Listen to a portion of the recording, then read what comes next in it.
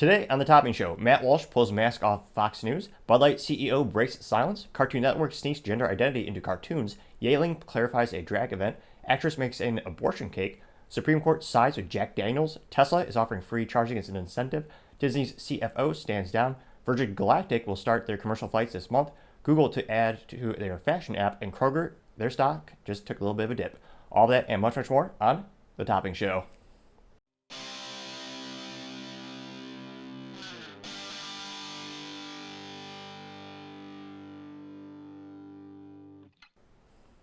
Thank you for taking the time to tune in today. Today's episode of the Topping Show is sponsored by Topping Technologies. Topping Technologies is an IT value-added reseller and services company with a special proficiency in IT security. Heck, see their founder at least twice a day. Gotta say he's quite handsome and brilliant. He's me, that's a joke. If you're a business owner or an IT leader, you need a little assistance, you can reach the team at sales@toppingtechnologies.com. Now, going on to the business part of the podcast, you have Tesla throwing in free supercharging as an extra incentive to purchase their vehicles. Now, this is, of course, in their attempt to try to get even more of their sales as there's a little bit of a slowdown. They're actually now offering 3 free months of unlimited, quote-unquote, supercharging. Now, like most automotive companies, you always come up with these, I guess it's moderately unique because it's an EV company, but I remember General Motors back in the day, back when I was working in the industry, they would have big incentives Q4 during the Christmas sales, Thanksgiving sales, partially because, fiscally speaking, Q4 is one of the most important times of the year for most publicly traded companies. It is when most of the companies make a majority of their profits. A fascinating phenomenon in and of itself we could discuss further at another time.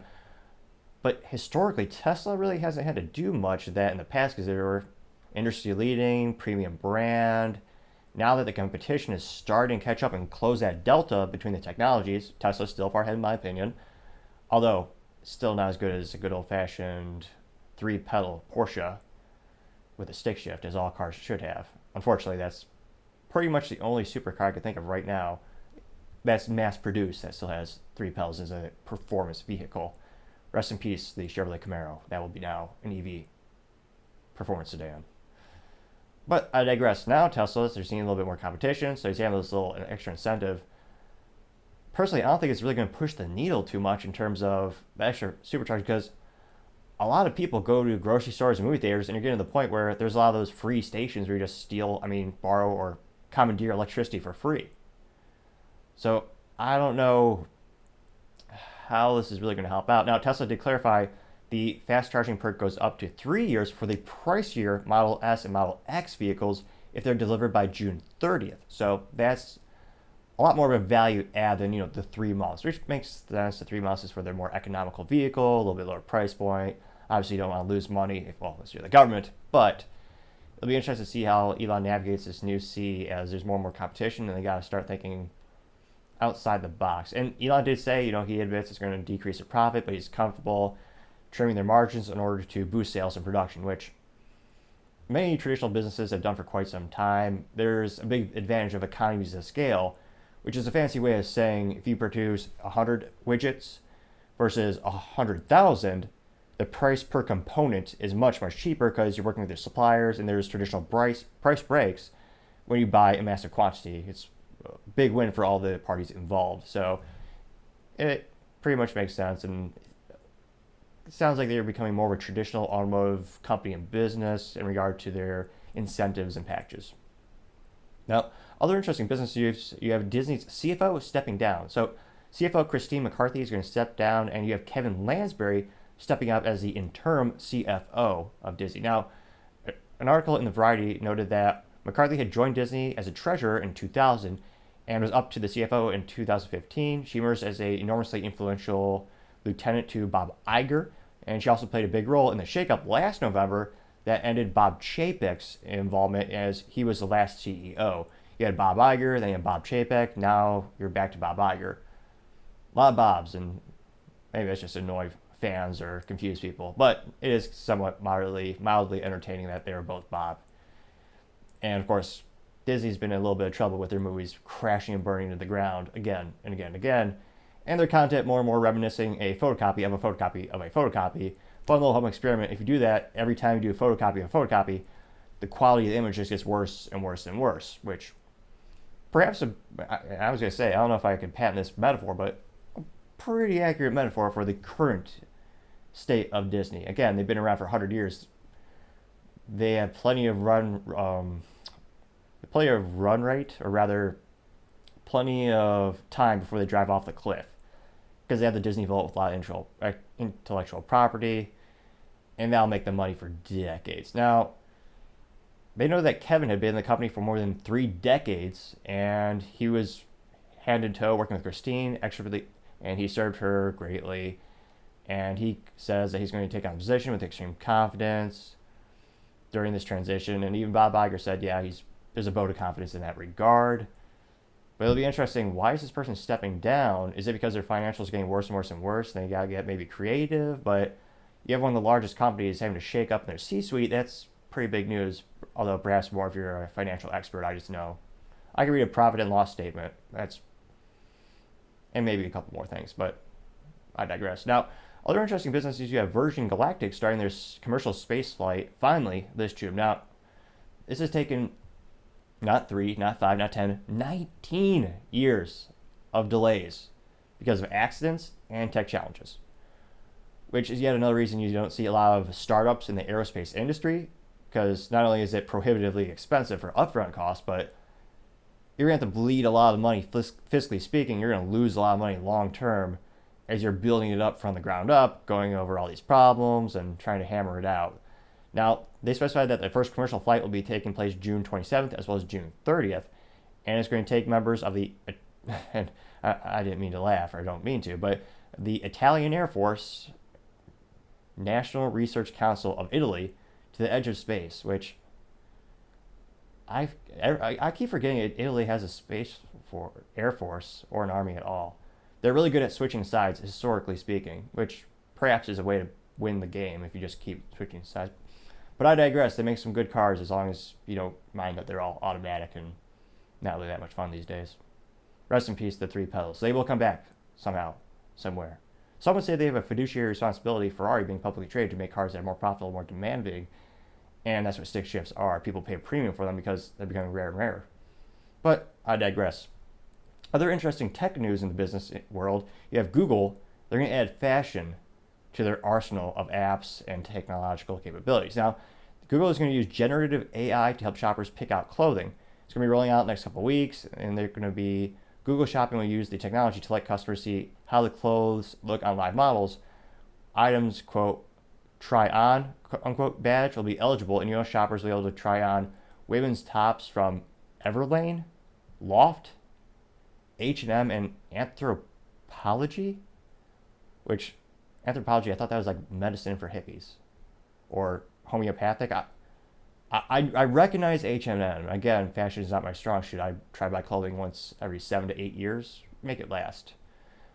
And they expect men's tops are going to be coming later in the launch of 2023, which perhaps is the biggest waste of technology innovation. I don't see a lot of men lining up to say, oh yeah, how do I look with this shirt on? How would I look? Let's look at the computer. I mean, I actually would wonder how many men in committed relationships actually shop, or if the wife just does that for them. It's one of those weird things where I don't know men who look forward to shopping for clothes or to go out seeking that type of information. But maybe Google's trying to capture that 2% of men who would appreciate that app. Now, it'll also have extra things where you could change your diverse body types, ethnicities, skin tones, and hair types, utilizing technologies from Adobe, Amazon, and Walmart have also been experimenting with generative clothing modeling. Now, that makes perfect sense from a business perspective for Adobe. That's pretty much the most well-known Photoshop or editing company on the planet, photoshopping the Office suite that everyone knows and uses and loves them for. So they're going to make a killing, fiscally speaking, with that. So it's a good idea on their end. Now, going on to Kroger, they just had their stock dip quite a little bit. Now, the CFO, Rodney McCullough, told analysts that, quote, shoppers are increasingly pinching pennies as they contend with inflation and economic uncertainty, unquote.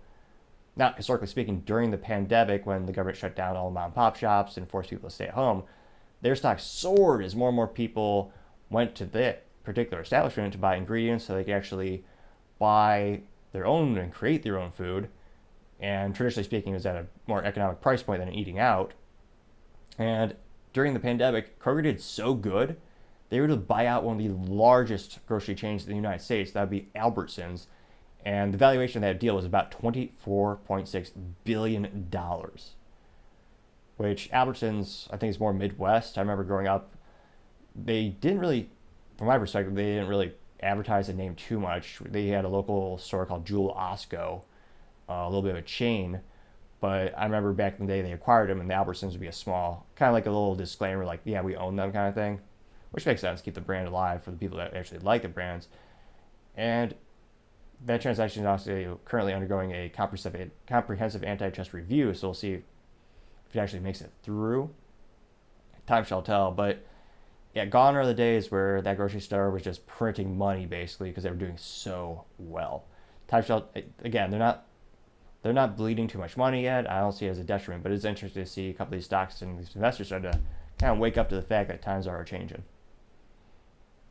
Now, going on to the culture part of the podcast, you have conservative commentator Matt Walsh taking the mask off of Fox News. Now, Matt Walsh is probably the most popular conservative commentator over at the Daily Wire. The Daily Wire is, I think, the fastest growing conservative media company. They're headquartered out of Nashville, Tennessee. I think they have about 270 employees, about 1 million paid subscribers as well for their Daily Wire Plus or DW Plus, which from a cultural and a media and even a business perspective is astonishingly successful, since it is exceedingly difficult to build a media company because, again, advertising dollars are down year over year. There's more and more censorship. So for them to actually be successful is quite a business feat and a accomplishment in and of itself. Now, Matt Walsh is mainly known, or mostly known, for his latest documentary called What is a Woman, where he went around the country and the world actually asking, what is it? And it was very entertaining because a lot of people just couldn't, even a gender studies professor, which kind of furthers my idea of how valuable are professors these days. Nevertheless, he recently did an investigation on Fox News. Now, Fox News used to be conservative for most of my life. They seem to be on conservative side, where they would give an alternative, although a lot of people just call it Diet CNN. And I suspected that they were more left-leaning when there was a fast-growing rumor that the current chairman and the owner, Rupert Murdoch, after the Trump had lost the 2022 election, apparently Murdoch was exuberantly happy, and he told his colleagues, like in the room, like, hey, we did it. And that was kind of the precipice. A lot of people starting to question, well, wait a minute, why are a lot of the really more conservative spokespeople like Matt Walsh, they're no longer appearing on the channel. They just fired Tucker Carlson, their most successful reporter, in terms of more people tuned in to see his show than any of the others. Now, more recently, Matt Walsh did a little investigation where some employees gave him thankfully they were able to share some information with him, and this pertains to a couple things. Now, there's a Fox News employee portal, which if you don't work in corporate America, or if you work at a smaller company, think of it as like a personal Facebook for your company. It's a little portal where you log in, you get all the things that you need to know as an employee. You got the employee trainings, the benefits, events for the company. So it's a portal just for employees to kind of keep you up to date with what's going on, as well as provide you with all these trainings. And the first kind of interesting note was when you log in as a Pride screen, and there's Pride screensavers you could download apparently. And more recently, and I try to keep the language not as crass on this channel, but it's certainly not child appropriate in terms of, I guess, cover ears if you have children that are listening. But Fox News actually had a segment where they encouraged employees to learn about glory holes during Pride Month. Now, I know what you're thinking. These are not glory holes in terms of Old Glory, the United States American flag, where you plant it in the ground. No, quite the contrary. Is a cultural phenomenon where they cut out a hole, apparently, in a public bathroom for fornicating and other adultery activities. What could possibly go wrong? I can't just... The amount of health issues that would merely baffles the mind. Now, they're actually encouraging employees to learn about that. Now, it would be interesting to see the Fox News bathroom to see if they implemented it in practice. I wouldn't be surprised given the data that we're seeing. Now, They also encourage employees to donate to LGBT programs such as the Trevor program. Now, some people have criticized the Trevor program because it does connect youth with adults to talk specifically about sexual themes, with kids as young as 13 being connected with adults. And there's some snippets where I'm trying to think of how to politely say this. They talk about a specific sexual position, and a pre-adult, I guess 13 is a teen, but that teen said to the adult, "I want to try that." I can't conceivably think on any planet where that would be tasteful or appropriate in any way. You wouldn't do that with any sexual orientation. It's a phenomenon you're saying it's encouraged in one way. And it just kind of makes me reminisce of the days before we had the internet, because there are a lot of downsides to the internet these days. Although there's great things like the topping technology, as well as the Topping Show that you can subscribe to. Now, the other organizations that they encourage employees to donate to also give transition drugs to homeless people. Another interesting nonprofit I didn't know exists, and I think there should be a little bit more scrutiny considering people who are, I forgot the new politically correct term they invented. It was like house disenfranchised, or there's a fancy funny term instead of homeless, because homeless is now a pejorative term, although it literally just describes their state of not having a home. Now, given that one of the big issues being homeless is the causes being mental health related, you would probably want to have more psychological evaluations to get to the root of the problem, as opposed to shoving drugs at the problem right off the bat. But that's just my 3 cents. It used to be 2 cents, but that damn inflation just gets worse. 40-year high inflation, and it's only going to get worse, unfortunately. Now, it goes on with the Fox News portal and Play portal. They also have Pride-themed books, I guess, yeah, they're themed, for employee children. Another thing that, again, 10 years ago, no one would have fathomed you would be giving sexually explicit books. And it also had podcasts to suggest, and most egregious enough, it was not this podcast. Although nowadays it'd probably be the kiss of death for a lot of creators to have Fox News actually endorse you. Fox News is successfully becoming Bud Light in terms of pissing off people on the left, the right, and confusing the hell out of the people in the middle. Now, one of the podcasts that Fox News promulgated and suggested, that podcast actually suggests that double mastectomies are both, quote, medically necessary, unquote, and, quote, a sign of strength, unquote. And they're specifying for transition reasons, not because someone has breast cancer, which is a big issue. I think every American or everyone should be behind in terms of it's definitely not a good thing. And there's a lot that in and of itself is a mental physical challenge that unfortunately many people are going to be put through. But they're saying medically necessary, and that's the big discrepancy. They're saying it's medically necessary, and yet for thousands of years no one did this, and there's still no long-term studies on this, on doing these things to children who cannot consent by the very definition. Now, you think that's bizarre in and of itself. The rabbit hole just goes down further. Now, the company also encourages employees to attend Pride events. One, in fact, is hosted by the company at its New York headquarters June 23rd in partnership with Ben & Jerry's, which, politically speaking, Ben & Jerry's donates heavily to the left side of the political aisle, so not too surprised there. And in 2022, Fox News actually celebrated a family who transitioned their child. So a lot of this is coming to the light. I think more and more people are starting to realize Fox News is not conservative media. It's just diet CNN. And I suspect long term their stock, their revenue is going to crumble as people migrate to alternative medias and far superior media sources. But who knows? Time shall tell. Now, other interesting business news, you have Cartoon Network starting to get even more political by sneaking gender identity and trans themes into kids shows.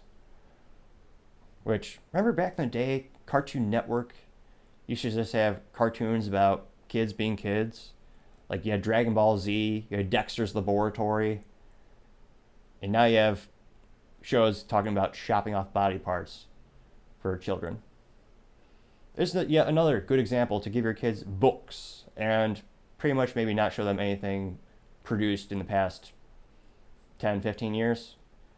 I remember Hey Arnold used to be a good TV show. That was Nickelodeon, I know it's a competitor of Cartoon Network.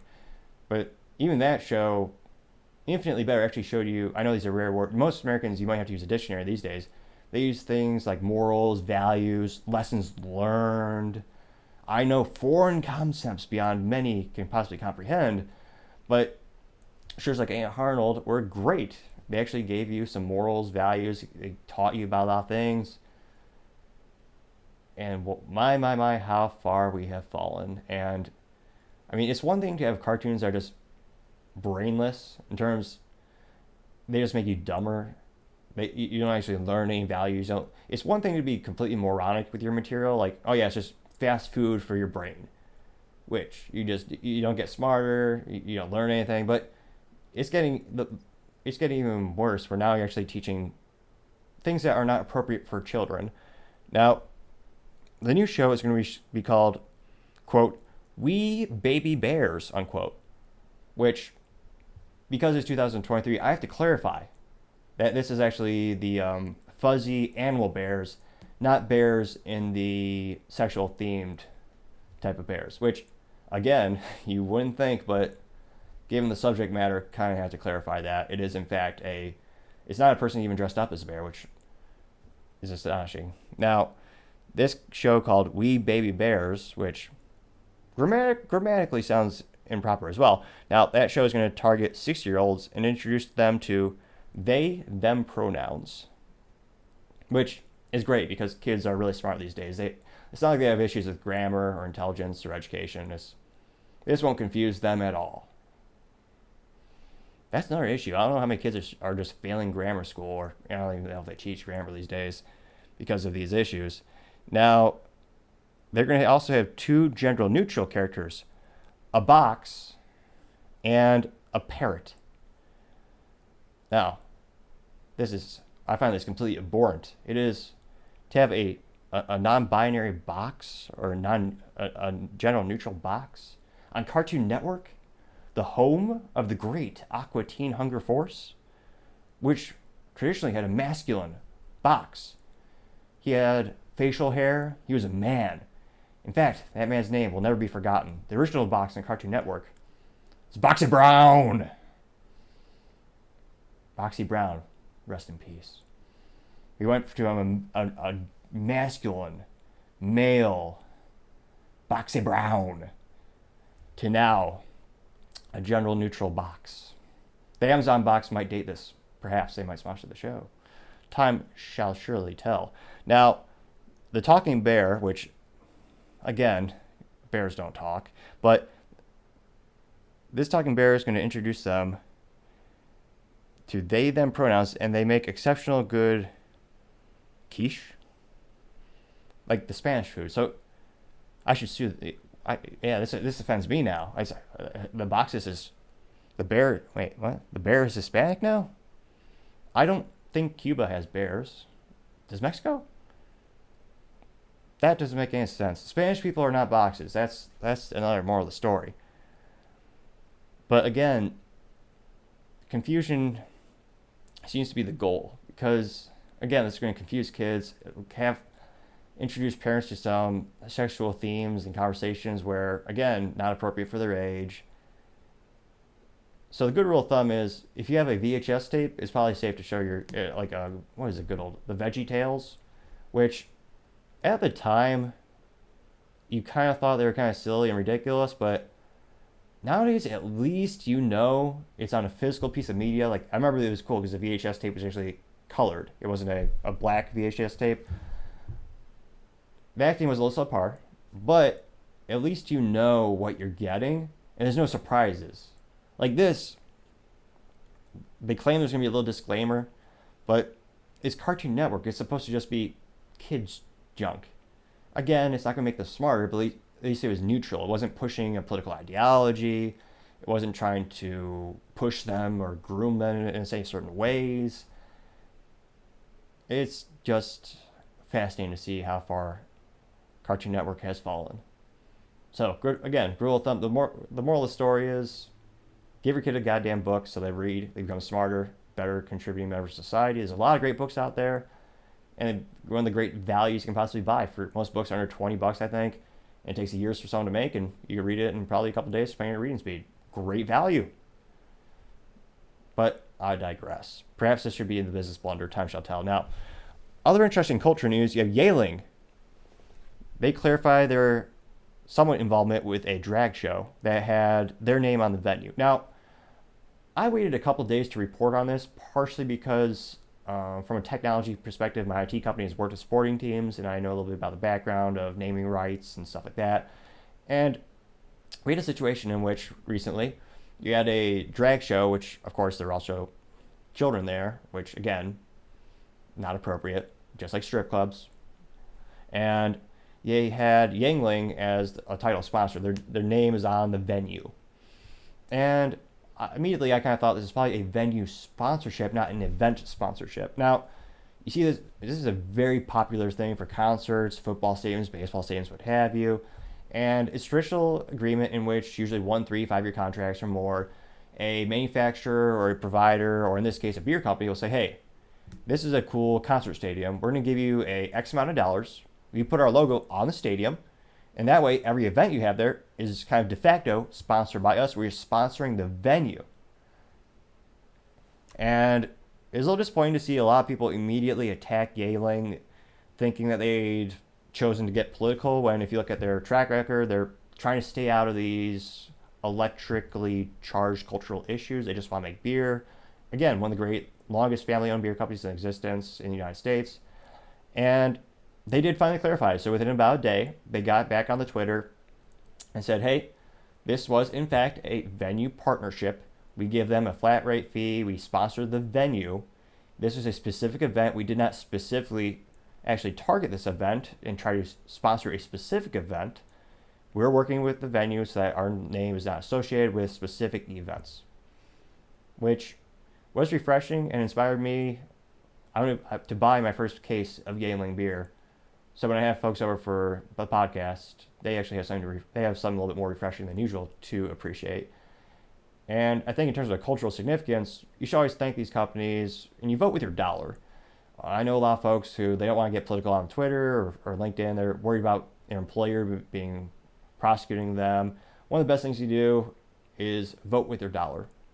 And I couldn't help but notice last time, and again, empirical evidence, when I was at the Walmart recently, and again, this is Texas, the only place that there was a gap in the whole beer aisle, and again, those aisles are pretty darn big, the only gap where there was no product at all was the Yuengling glass beer bottles. Everything else had full stock. Now, there was a couple of cans of the Yuengling on the top shelf, but there's that big gap. And just seeing that visually is huge for the customer base and prospective customers, as more and more people start to realize, well, that's funny. Bud Light used to sell out like gangbusters. They were the number one selling beer in North America. Well, now no longer, it's Modelo. But it is, going back to the cultural significance of Yuengling, standing up for their beliefs. It is nice to see them, and I hope everyone rewards them with their business. As again, taking a stand is becoming more and more rare as most men abdicate from responsibility and cower and bend the knee. To stand up for what you believe in is something that I can appreciate, and it's a great family-owned company. I think I don't get any incentive from you buying their beer, but I think there's some good people over there, and they're worth fighting for. They're worth investing for. Now, other interesting cultural news on that very note, you had the Bud Light CEO speaks out, almost like the groundhog's tipping up his head from the bush, or some funny metaphor I can't possibly think at the moment. Let your imaginations run wild. Even easier when you don't have all the terrible cartoons burning into your brain. Reading books is much better way to foster creativity, in my 3 cents. Now, the CEO, Brandon Whitworth, says simply, "We hear you," which reminds me of the BP oil spill where South Park brilliantly made fun of the CEO, where they had that issue where obviously the big oil ruptured, and the CEO came on TV. They paid for this commercial where they pretend to be like, "I'm sorry," and it's like a cliche tilt of the head, 13 degrees, something like that. which marketing is a challenging thing. It is a fascinating Rubik's Cube, always turning, always evolving. But yeah, they were immediately mocked beyond all belief for that, and it didn't come off as authentic, fell flat on its face. You're going to see some parallels with this. Now, he said, "We hear you." It was just fascinating because I thought he was blind and deaf, which is not a detriment on the blind and deaf community, given the historicals of having 2 months of declining sales week after week after week, and being ratioed on social media with more of the responses being critiquing of the company than the actual statements they put out. For him not to acknowledge that, I can only assume he was physically enabled or disabled to not get that data. But apparently he could hear us. News to me. Now, he goes on to elaborate saying, "We are a beer company and beer is for everyone." Well, perhaps, unquote, perhaps not appropriate to say since your spokesperson has an average age of 15 years old. Again, that was what I saw as the biggest issue, because for decades they have sponsored LGBT events and organizations. That wasn't, in my opinion, the controversial pivot point when it came to Bud Light boycott. It was hiring a spokesperson who's, again, has an audience of children. And again, children cannot buy beer. So he says it's for everyone. Well, maybe he does mean that, actually. Now, also a friendly reminder, since that incident with that spokesperson April 1st, they've lost $35 billion in stock market valuation. This is the business blunder of the century. People will be talking about this in business schools and finance classes for eons. This is worse than New Coke, and at the time, that was a huge revolution in the marketing and the beverage community.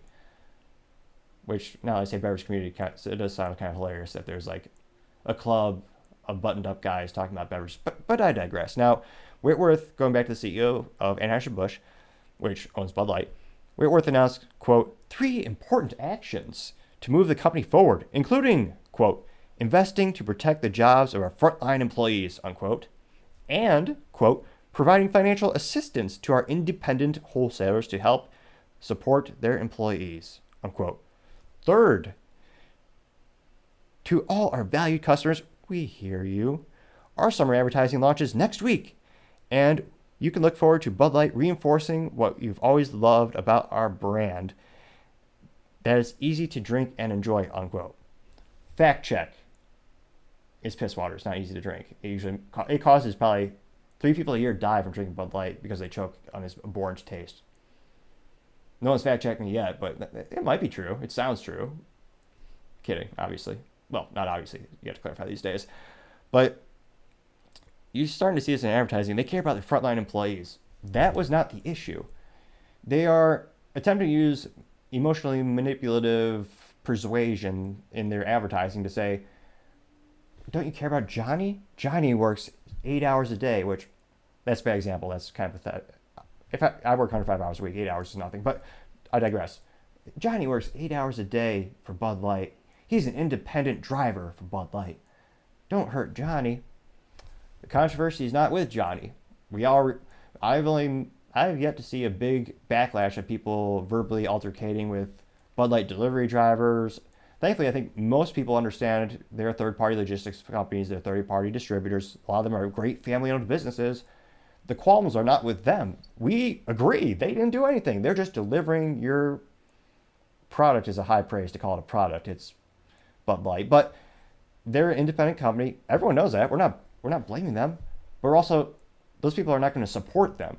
Because again, they are supporting you. And they, again, are not addressing the issue of targeting children with advertising Bud Light to them. And some might argue there's so little alcohol, it's safe for children to drink. Some might argue. But it is not morally right to do that. And again, all this just comes off as inauthentic. So the first point is, as the British might say, bullocks. Frontline employees. Yes, we understand. Those aren't your people. Secondly, they're saying providing financial assistance to independent wholesalers to help keep them with their employees. Now, they gave them a couple bonuses, of, I believe, a couple of $500, something like that, which, unfortunately, for a lot, to me, the $500 is a lot of money. I understand that. But for a lot of these folks who have families to support, that one-time payment of $500 isn't going to help them at all. they're going to find new products to distribute. Perhaps Yuengling beer, as Yuengling has started to increase their sales, both geographically and top line. For most of my lifetime, I was more in the Midwest growing up. We didn't see a lot of that on the shelves. I didn't know personally it was a big brand until the past couple of years when I moved further south and I started to see it at local grocery stores. And kind of got me thinking because just from a marketing perspective, I'm fascinated by who owns what. And as soon as I saw it, I'm like, probably InBev. Who owns that? I'm like, family owned that? That's awesome. That's a rare achievement in and of itself. A huge achievement, I would say, from a business and a family perspective. And then the third point, we're going to get back to doing what you love. So I guess they're going to pretend to sponsor country music events and footballs, I guess. But again, it all just comes off as inauthentic, almost comical.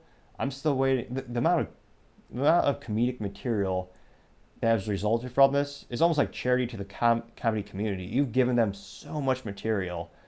They're going to be thankful for many, many years. Like presidents, both on the left and the right, it's almost like a gift, the amount of material or the amount of things they do that inspires comedic parodies. But I digress. This CEO just, again, they're not addressing the issue head on. They're just, as I like to, one of my favorite phrases lately is they're just abdicating responsibility. And time shall tell to see, again, if they're able to make it up in the long term or if the other brands of InBev, which I believe there's still 51 brands left after they sold one brand back to the founders, is that enough, as well as global sales, to keep the company long-term profitable? Probably. My personal suspicion is how long will the specific Bud Light brand be able to stay afloat as the sales of that specific product line decrease month after month. It might become year after year. Time shall tell. Now, other interesting, more accurately disturbing cultural news. You have an actress making an abortion cake. Yeah. Now, again, for most of my lifetime, I remember back in the day, growing up, I remember the advertising around the controversial issue because, again, it's a very polarizing and it became a political tool for people on the left and the right, which is partially my suspicion of why you'll never have a definitive answer in the United States in terms of legal versus illegal because there's profit on both sides of the political aisle where they'll campaign and say, hey, if you vote for me, I'll enshrine your right for an abortion to 9 months, or someone else might say, if you vote for me, I'll get rid of it completely. There are only a handful of politicians I truly believe that they have an authentic moral statement and moral code that drives them to focus on that issue, which has become a political issue. But I digress. Now, in terms of the marketing and the framing of the issue, when I was growing up, it was promised, and again, this is more, if you look at political affiliations, Democrats are the ones who believe in that, and in abortion. And I was always told, oh no, we just want it to be safe, legal, and rare. You shouldn't be proud, it's selective, just a little bit. And again, this goes to show you that the slippery slope is no longer, it's not a theory, it is a proven, I don't know if the word trend is the right word for it, the slippery slope phenomenon, but I have yet to find a single instance where name your cultural or business or philosophical ideal or topic, once it goes down the slope, it just keeps snowballing. Now, again, it used to be safe, legal, rare. That was what we were told. And now it's just safe. Well, and in some states, legal. It was kind of interesting and moderately entertaining to see people freaking out when the Supreme Court overturned Roe versus Wade, because again, uneducated voters, there's a lot of them, people were like, oh no, it's gonna be completely banned. All the law did, and I almost have to spell it out still, it gave the power back to the states so that people voting in those states, living in those states, can pass the laws they believe in, and they either restrict the act, or if you're like Minnesota, you can have it up to 9 months, which I don't know how anyone, and then there's also post. So there are actually politicians who voted, if there's a failed abortion where the baby actually lives, they still murder it. I don't know. In terms of my thoughts on a specific issue, I don't know how you wouldn't be okay with saying that baby could go up for adoption. It's there. It's on the operating table. It happened.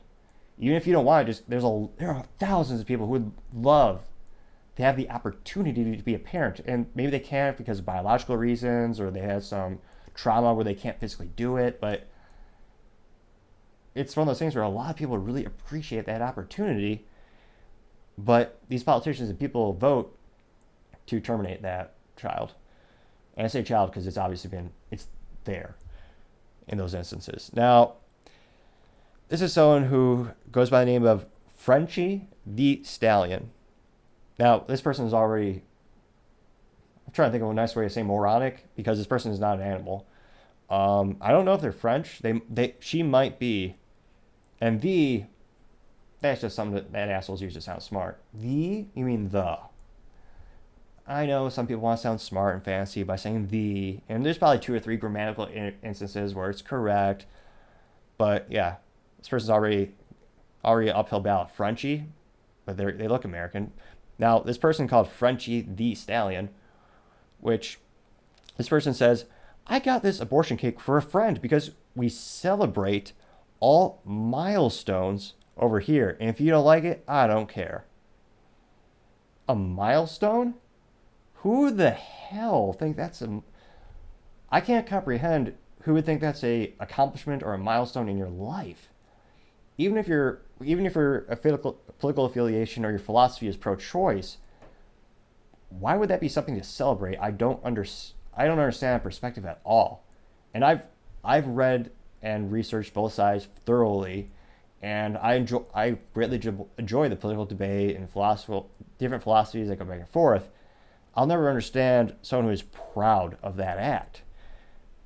I mean, milestones are supposed to be great achievements in your life. Getting married, graduating from school, earning a special vocation or a special skill set that a lot of people don't have. Maybe starting a business, hitting a revenue or a sales mark, or having a kid. That's a big milestone. That's something parents wish for and pray for and try for. But no, this person is saying that it's literally something that they celebrate. And the cake, which, again, the cake actually has a woman, and it's a meme, a meme, as some might call it. But it's a lady literally throwing a baby into like a basketball hoop or something. Now, not only is that distasteful in terms of there's probably enough sugar in that cake to give you diabetes and kill you. Well, maybe not kill you, but it's also distasteful because, again, why celebrate that?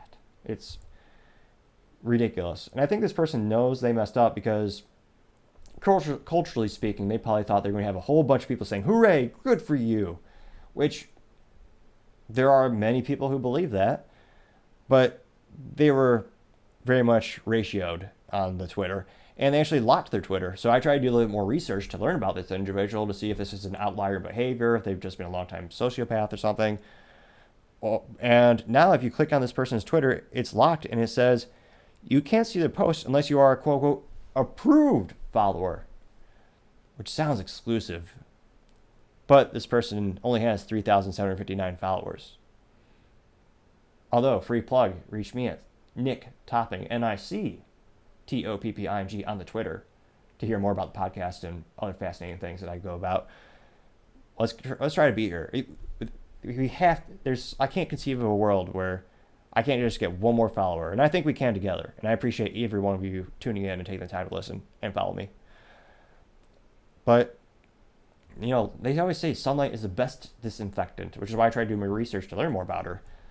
Although, sunlight also burns witches, and they melt witches, if the Wizard of Oz is any parable for life, or an accurate prescription. So perhaps that's why she locked her account, because she can't stand any sunlight to actually give you more illumination into what or who she is.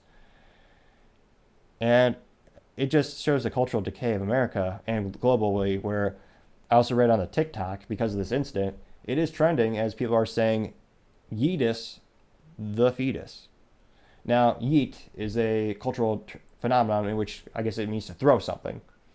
So yeetus, although it actually sounds like a really sad, crappy Harry Potter spell, which, yeah, that's not good either. But I don't know, a lot of these people, it is a big movement. Pun moderately intended when you look at who's pushing these ideals about abortion cakes. They're quite big. But from a culture perspective, it is nice to see a little pushback where I think more and more people are realizing it's not appropriate to celebrate that act. I was told, again, when the marketing material when I was a kid, that it was an extremely difficult decision and it should never be taken lightly. And many people, I believe, only think it's appropriate in the case of the mother's life is being threatened. But it's starting to see the culture maybe shift a little bit, where people are starting to wonder, oh, is it really appropriate to celebrate? Thankfully, I think more and more people are waking up to the fact that, no, you should never celebrate this act. But that's just my 3 cents. Maybe 4 cents. Inflation's getting pretty bad. But unfortunately, I'm not old enough to run for president. Time shall tell to see who fixes it. Now, going on to the political part of the podcast, you have Ron DeSantis blocking the direct sale of cars to citizens in Florida. However, not Tesla. And in fact, Rivian, Lucid, and any automaker without a prior dealership agreement in Florida are exempt from the new law. Now, this new law that the Florida Senate successfully passed was Bill 637, which again, from a marketing perspective, the government gets an F. At least put like 1 or 2 like names or words to it so people can recognize it, because again, 637 sounds pretty uninspiring. At least you could have made the bill number something to do with a car, like a Hemi. But I digress. I know it's probably just numerical and it goes higher with time. And Ron DeSantis subsequently signed the bill into law. Now, it's one of those instances where dealership agreements are it's a pretty litigious situation. And most states love automotive dealerships. It's not because they have an altruistic relationship where they just love each other because they love each other. It's because, fiscally speaking, it's one of the most important things for your state. Because, at least back when I lived in Iowa, it was the number 1 revenue source from the state. The single greatest line item on the state's budget was sales taxes from vehicles. It's a huge fiscal thing for these states. And a lot of the dealerships will also argue that they provide jobs, support communities, and they're a great way to support mom and pop shops. Although that argument starts to go away as you see more and more parent companies purchase multiple dealerships throughout the United States. That trend has only exponentially gotten increased throughout COVID and throughout the price gouging as more and more cars is being sold for above list price. In fact, on a disgusting note, not as disgusting as the previous segment we talked about, there's dealerships trying to sell the Honda Civic Type R for $65,000. It's a Honda Civic. Again, I love my little Honda Civic SI, stick shift, 3-pedal for life, great consumer value at the price recommended by the manufacturer. But to ask $65,000 for a Honda Civic, I know it's the Type R, so it's the best. It's got all the engineering for the racetrack. For that price, just get a used Porsche.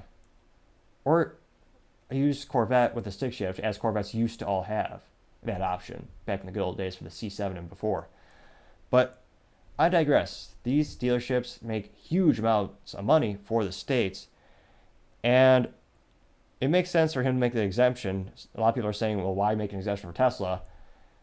That would basically make it so Teslas would not be sold in the state, because Elon, I don't think, would allow them to have a dealership, because it goes against the whole philosophy of the company. And it also goes against the whole trend of the industry. You're seeing other automotive brands, including Mercedes, where they have dealerships, but the dealerships are more of a experience center, and they actually call them agents, where the dealership employees, the sales reps, they get a flat rate commission, so they don't increase the cost of the vehicle 2x or 3 times what the MSRP is, as you're seeing people stupidly pay for the new Corvette, which isn't even a stick shift. It's automatic. It was controversial enough for the engine to be put in the rear, but it had to be automatic. I died a little inside that day. Rest in peace, the true Corvette. But I digress. A lot of states get a lot of money from these automotive dealerships, and if the dealerships are, again, they're incentivizing the politicians, not just with lobbying, but they're helping the state out fiscally speaking. I'm not too surprised he did this for the incumbent automotive companies that are already established with all those dealerships. I think we're going to see the big trend with, there's not going to be new dealerships set up, I don't think. You're going to see, in terms of investments, the automotive companies are going to cap the number of dealerships they have now. And you've seen Ford actually decrease the number of dealerships as they also increase the qualifications to be a dealership, with some, I believe, Cadillac actually forcing or coercing automotive dealerships to invest hundreds of thousands of dollars to be EV qualified so they can sell those EV vehicles, which they do take more technology, but it's also prohibitively expensive for the companies. So time shall tell to see how this progresses. But in terms of a political statement, I don't think people don't really care too much in terms of the incumbent solution is already there, or the incumbent situation with dealerships are already there. And I don't think it's going to be a big divisive issue or a big, it's not going to hurt his odds becoming president, which again are, I don't think he has the best odds. He's running, of course, now, but time shall tell to see how this plans out or plays out.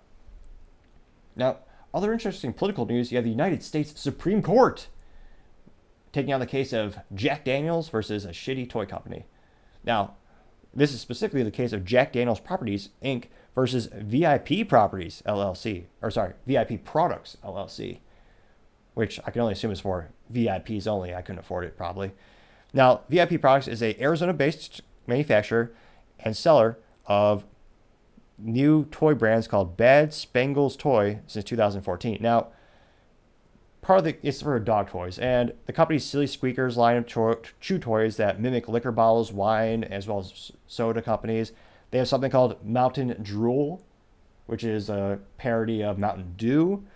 They also have Heine Sniffin instead of Heineken, so that's a parody of Heineken. Now, Jack Daniels and a lot of these companies are building brands. They're not just, I know it's cliche to say, but they are selling their liquids as well. But all these companies make a lot of money off of merchandising. Think of Harley Davidson. A t-shirt of Harley Davidson is minimum like $50. Very protective of their intellectual property. That's why you can charge a premium. You're not going to see those shirts from Harley at the dollar store. Now, this toy company came out with a bottle that mimicked the Jack Daniels iconic curves of the bottle and their designs. Now, specifically, the toy brand also had, instead of the Old 7 brand, which is the original, and it says, Tennessee Sour Mash Whiskey, the parody said Old Number 2 and On Your Tennessee Carpet, which that is empirically pretty funny and cute. Now, the original bottle also notes 40% alcohol by volume, which is disappointing because guess what? It used to be a lot higher back in the day. Another topic for another time, perhaps.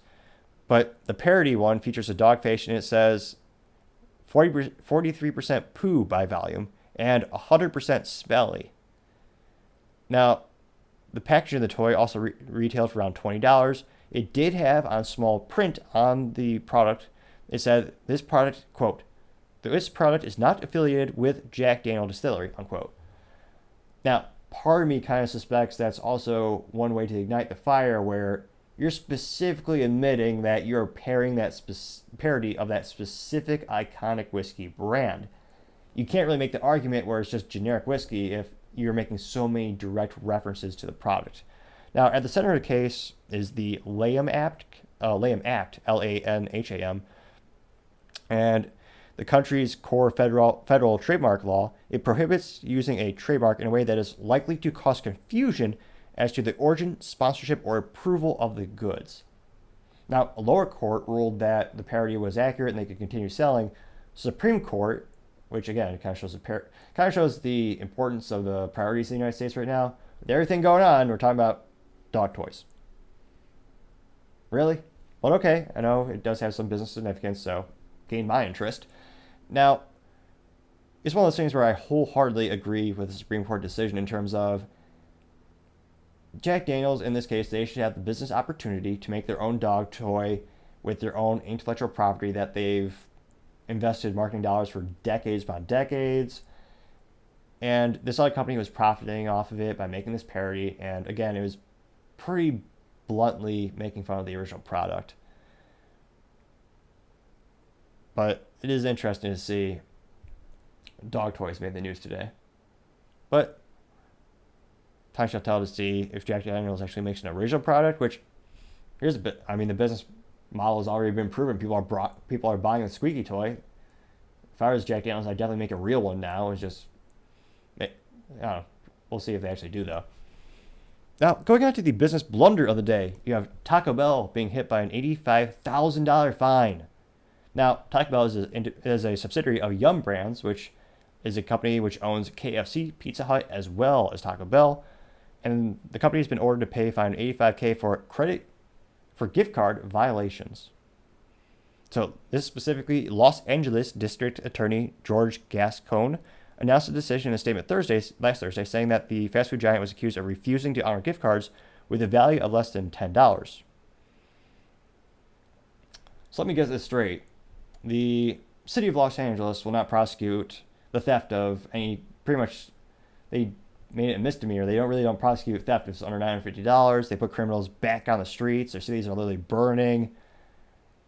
And they decided a good use of their public resources is to go after Taco Bell for gift card violations. That's the priority of California and Los Angeles at the moment, as people are fleeing the states as it's becoming more and more dangerous for businesses and people. Shows their priorities if this is what they're putting energy and resources into. But I digress just a bit. Now, the complaint filed for the district attorney offices in Los Angeles, Sonoma, and Ventura counties alleged that Taco Bell broke California law, which entitles customers to cash out gift cards worth $10 or less if they choose not to use the remaining balance. That is a ridiculous law that is going to cost those companies a lot of money. And again, it kind of goes against the terms and conditions of when you buy a gift card, you're buying a credit to their store. Yeah, this is going to cause those companies to lose a lot of money. Gift cards are a phenomenon in business where people will purchase the product. The amount of people actually execute, or rather they go through with using it, is very little. So traditionally speaking, it was a very profitable thing for a lot of retailers, a lot of stores, because more often than not, people aren't claiming the gift card. They just buy it, and then sometimes they use it, but they never quite use the full amount because it's an odd number, or they don't want to use their own money. It's a fascinating topic in and of itself. But California, again, with these laws that always hurt businesses, I've yet to find a single law. And it's one of the things where California, historically speaking, they have some of the most beautiful national parks on the planet.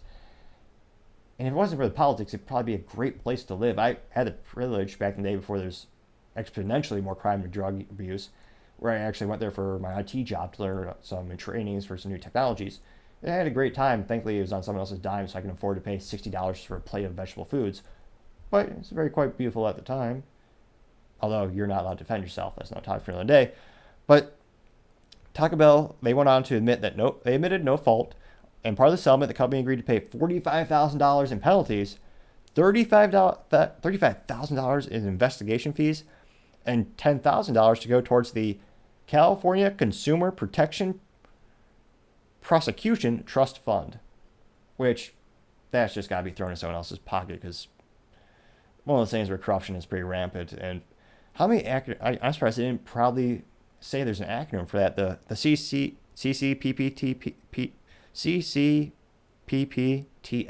the California Consumer Protection Prosecution Trust Fund.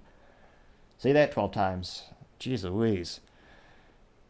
And again, at a time where businesses are leaving in droves and they're struggling just to break even in that state, and as again, crime, theft, vandalism is throughout the roof, for them to have to pay a fine on top of all that.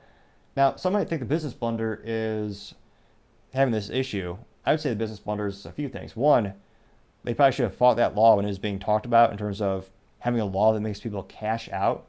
Again, and also, how many stores have cash these days? In terms of the free market and having more options for consumers, I think you should always have cash on hand for consumers, because cash is less controlled in terms of banks just can't take away your ability to spend it overnight, which they can with your bank account.